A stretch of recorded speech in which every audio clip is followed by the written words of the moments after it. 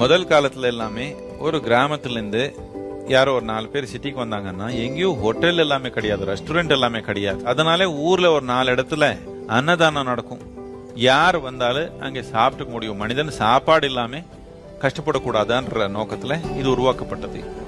இப்போ எங்க போனாலும் ரெஸ்டாரண்ட் இருக்குது, அன்னதானத்துடைய ஒரு தேவை குறைஞ்சே வந்திருக்குது. அப்படி இருந்தாலும் ஏதோ ஒரு பெரிய விழாக்கோ கோயில் ஃபங்க்ஷனுக்கோ இந்த மாதிரி வந்தாங்கன்னா வெளியில இருந்து வந்தவங்க எல்லாமே போய் சாப்பாடு வாங்கி சாப்பிடுற திறமை இருக்காது.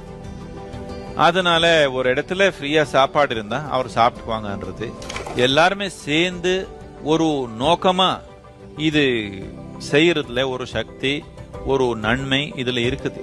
அதனாலதான் எல்லாருமே எந்த ஒரு கலாச்சாரம் இருந்தாலும் சேர்ந்து உட்கார்ந்து சாப்பிடுறதுன்றது ஒரு முக்கியமான தன்மையா எல்லா கலாச்சாரத்திலும் இருக்குது.